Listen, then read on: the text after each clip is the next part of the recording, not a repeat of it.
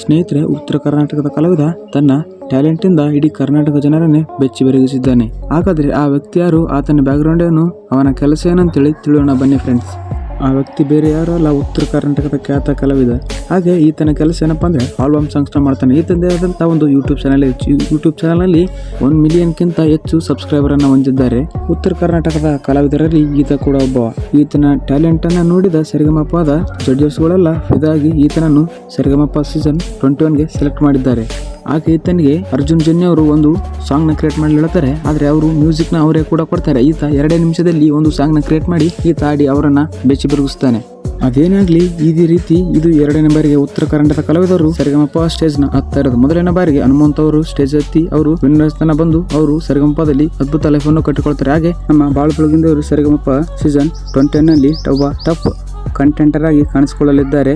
ಈ ಬಾರಿ ಸರಿಗಮಪ ಸೀಸನ್ 21 ರಲ್ಲಿ ಬಾಳು ಬೆಳಗುಂದವರ ಫ್ಯಾನ್ ಫೇಸ್ ನೆಕ್ಸ್ಟ್ ಲೆವೆಲ್ ಅಲ್ಲಿ ಇದೆ. ಹಾಗೂ ಫ್ಯಾನ್ಸ್ ಪ್ರಕಾರ ಬರೋದಾದ್ರೆ ಬಾಳು ಬೆಳಗುಂದವರು ಈ ಸಲ ಸರಿಗಮಪ ಸೀಸನ್ ವಿನ್ನರ್ ಆಗೋದ್ರಲ್ಲಿ 2ನೇ ಮಾತೇ ಇಲ್ಲ. ಸೊ ಸರಿಗಮಪ ಸೀಸನ್ 21ಗೆ ಬಾಳು ಬೆಳಗುಂದವರು ಬಂದಿದ್ದು ಹೇಗನ್ಸುತ್ತೆ ಅಂತೇಳಿ ಕಮೆಂಟ್ ಮಾಡಿ ಫ್ರೆಂಡ್ಸ್. ಇದೇ ರೀತಿ ಇಂಟ್ರೆಸ್ಟಿಂಗ್ ಆ್ಯಂಡ್ ಪ್ರತಿಯೊಂದು ಅಪ್ಡೇಟ್ಗೋಸ್ಕರ ನಮ್ಮ ಪೇಜನ್ನು ಸಬ್ಸ್ಕ್ರೈಬ್ ಮಾಡ್ಕೊಳ್ಳಿರಿ ಫ್ರೆಂಡ್ಸ್.